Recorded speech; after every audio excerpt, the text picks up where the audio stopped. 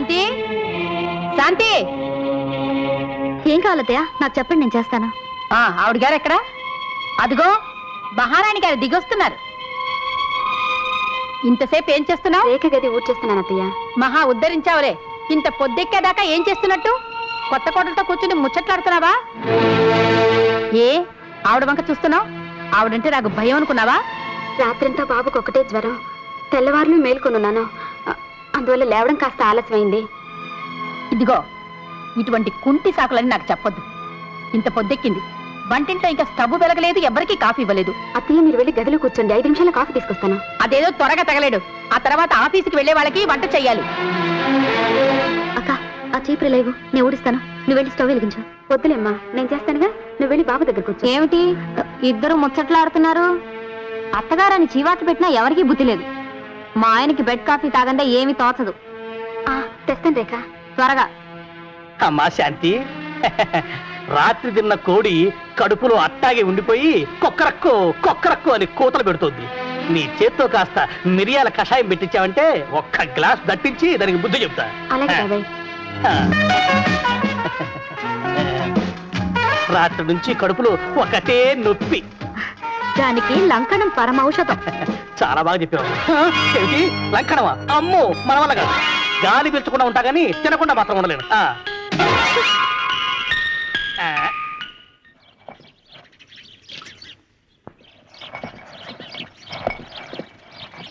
ఈ ఇంట్లో నీ పరిస్థితి చూస్తుంటే నా కడుపు తరుక్కుపోతుందక్క.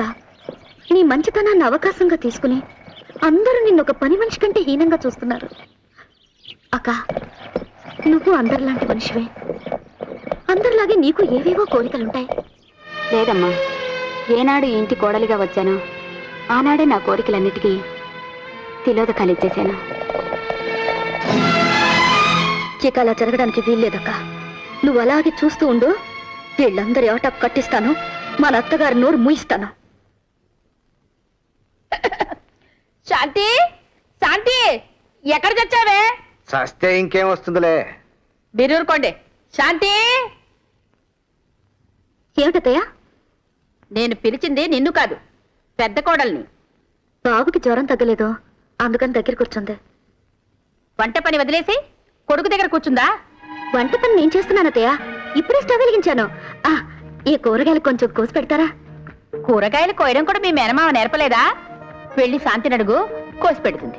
మీరు ఊరికే కూర్చుంటే ఒళ్ళు పెరిగిపోతుంది. తరగండి. ఏమిటి, నేను కూరగాయలు తరగరా? ఏమండి విన్నారా? మీ చిన్న కోడలు గడుస్తారా? ఇందులో తప్పే ఉంది అత్తయ్య. ఇంటి కోడలు కష్టపడి పనిచేస్తుంటే మీరు తాపీగా తిని కూర్చుంటారా? ఈ సంసారం మాది మాత్రమే కాదు, మీది కూడా. అయితే అత్తయ్య, రోజంతా మీ నోటికే గాని ఒంటికి బొత్తిగా పని లేకుండా పోయింది. ఇలా అయితే కొవ్వు పెరిగి బ్లడ్ ప్రెషర్ ఎక్కువయ్యి హార్ట్ అటాక్ వస్తుంది. విన్నారా? విన్నానే. కోడలు చెప్పేదంతా నీ మంచి కోసమే. నువ్వు ఒళ్ళు వంచి పని చేస్తుంటే కళ్ళారా చూసే అదృష్టం నాకు లేకుండా చేశాడు ఆ భగవంతుడు.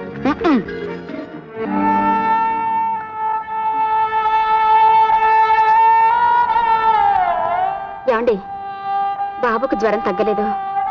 ఆఫీస్ నుంచి వచ్చేటప్పుడు డాక్టర్ని అడిగి ఏదైనా మందు తీసుకురండి. అలాగే శాంతి. అమ్మా,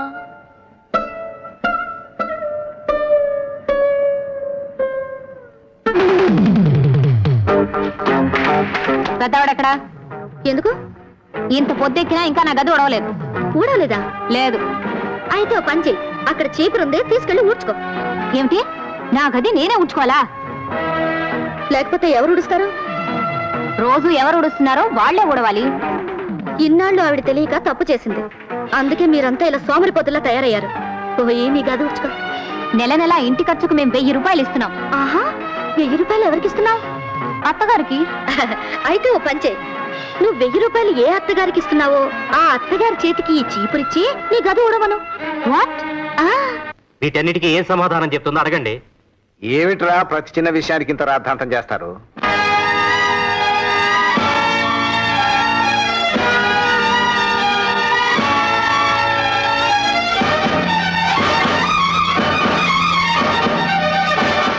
ఇంటి కోడళ్ళు ఇల్లు ఊడ్చుకుంటే పరువు తక్కువ? నేనెందుకు ఊడవాలి? మా ఆయన ఇంటి ఖర్చుకు నెల నెలా 1000 రూపాయలు ఇస్తున్నారు. అయితే నువ్వు చెప్పిన దాన్ని బట్టి చూస్తే ఎవరి మొగడు ఇంటి ఖర్చుకి డబ్బు తక్కువ ఇస్తే అతని భార్య ఇల్లు ఉడవాలా? అవును. ఆ లెక్కన రోజు ఇల్లంతా ఉడవాల్సింది మీ అత్త. అయ్యయ్యో, ఆవిడ మా అందరికి పూజ్యురాలు. ఆమెను ఇల్లు ఊడమండం మహాపాపం. అయితే ఆ చీపురు నాకివ్వండి, నేను ఉడుస్తా. అంత మాట అనకండి మావయ్య. రామ్మా, మీ గది నేను ఉడుస్తాను. వద్దక్క, నువ్వు వెళ్ళి బాబుని చూసుకో. లేదమ్మా, ఇంటి ఖర్చుకి 500 కంటే ఇవ్వలేని నిరుపేద కొడుకువాడు. వాడికి అసలు ఈ లోకంలో బ్రతకడానికే హక్కు లేదు.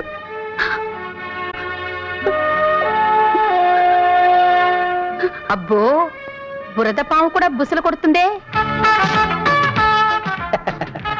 అక్క, నేను వచ్చిన పని ఎప్పుడూ అయిపోయింది.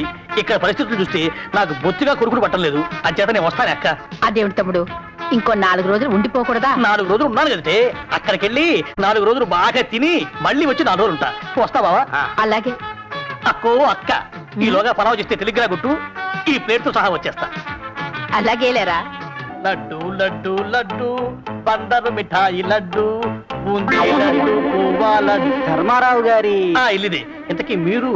దుర్గ మేనమావనండి. ఓహో, దుర్గ మేనమావ గారా? నేనెవరు తెలుసా? తెలీదండి. దుర్గ మూగుడి మేనమావని. ఎంతకి సంచలు తినేదేమనుందా? తినటానికి ఏమి లేదా? అయితే నీతో నాకేం పని? వెళ్ళి వెళ్ళి వెళ్ళి. మరి కొబ్బరి వాసన వస్తుంది ఇక్కడ. ఓహో, ఇక్కడ. లడ్డు లడ్డు లడ్డు. ఏమండి, నన్ను ఇల్లు ఊడమంటారా? రెండో కూడా లెక్క ప్రకారం అంతేగా. అయితే నమస్కారం. మటుకు ఎవరు మీరు? నా పేరు రంగయ్య, దుర్గ మేనమావని. ఓహో, ఆ మహాతల్లిని నా కొడుక్కి అంటగట్టిన మహానుభావుడివి నువ్వేనా? అత్తయ్య, నువ్వు నోరు మూసుకో. ఏమయ్యా, నయా పైసా ఖర్చు లేకుండా పెళ్లి చేసి చేతులు దులుపుకుంటావా? నా కొడుక్కి పెళ్ళైతే వచ్చే కోడలు ఒక ఫ్రిడ్జ్, ఒక TV. Black and white colour అది కూడా చెప్పు. మీరుకోండి, కనీసం 25,000 కట్నం. అది సంగతి. ఆ కట్నం డబ్బుతో మా ఆవిడ ఈ వయసులో నెక్లెస్ కొనుక్కోవాలని సంబరపడింది పాపం. నన్ను కాస్త మాట్లాడిస్తారా? అడిగిన దానికి సమాధానం చెప్పవయ్యా. చెప్పకపోతే ఏం చేస్తావే? కిరసనాయలు పోసి కోడలు దగ్గర పెడతావా? అలా చేస్తే అత్తమామలు ఇద్దరిని అరెస్ట్ చేసి జైలుకు పంపుతున్నారు. జైల్లో నీకు ఇంట్లోలాగా రాజభోగాలు జరగవు. తెల్లవారగానే కాఫీ, 2 పూటల భోజనం, టిఫిను, పెద్ద కోడలు సపర్యలు, ఇవన్నీ ఏమీ ఉండవు. చచ్చేటట్టు గొడ్డు చాకిరీ చేయిస్తారు. బాగా ఆలోచించుకో. కూర్చోండి మావయ్య గారు, కాఫీ తీసుకొస్తాను. వద్దులేమ్మా, వద్దు. ఆ దండ కూడా ఎందుకు లేక, మేనకోడలి పెళ్లికి కట్న కానుకలు, ఫ్రిడ్జ్, టీవీలు ఇవ్వలేని దరిద్రుడికి కప్పు కాఫీ కూడా దండగే. దుర్గా, నువ్వు వెళ్ళిపో మావయ్య. ఇంకెప్పుడు ఈ గడపలో అడుగు పెట్టకు. నా మాంగళ్యం మీద ఒట్టేసి చెబుతున్నాను. నా చావు కబురు తెలిసినా కూడా ఈ ఇంటి మొహం చూడొద్దు. వెళ్ళిపో మావయ్య.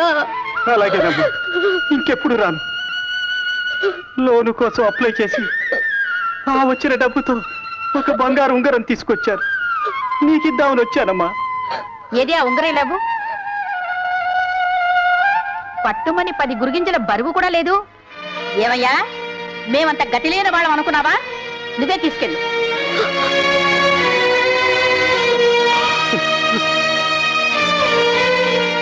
వస్తానమ్మా.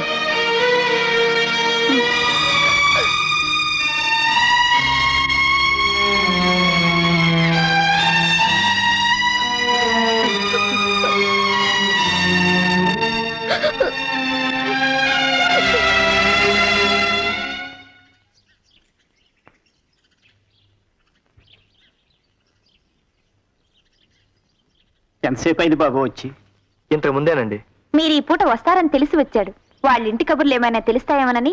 ఇంతకు కాఫీ అయినా ఇచ్చావా లేదా? ఇచ్చానులేండి. కూర్చో బాబు. దుర్గకి ఆ ఉంగరం ఇచ్చొచ్చారా? ఆ? ఆ, ఇచ్చాను. నేనే స్వయంగా ఉంగరం అమ్మాయి వేలికి పెట్టి దీవించి మరీ వచ్చాను.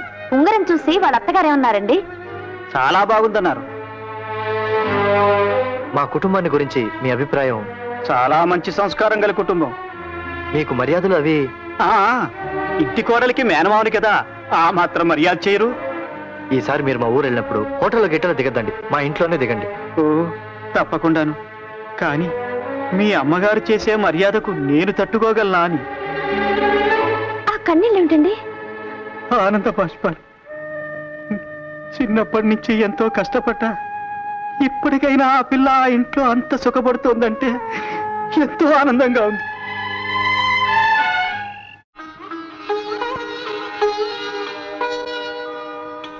చేపలు ఎక్కడవి మనం కొనలేదే. కమల వాళ్ళ ఇంట్లో పని మనిషి రాలేదట, అందుకని. చాలా బాగుంది. నీ కొడుకేమో జ్వరంతో పడుకుని అదే పనిగా ఏడుస్తున్నాడు, నువ్వేమో ఆడబిడ్డ పని చేయడానికి ఇక్కడ కూర్చున్నావు. ఎవరైనా వింటే నవ్వుతారు. అన్నిటికీ ఆ చిరునవ్వేనా? పదా. కమల సంగతి తెలియదే ఉంది. ఆమె వచ్చేసరికి సిద్ధంగా లేకపోతే నానా గొడవ చేస్తుంది. ఆవిడ గొడవ నేను చూస్తాను.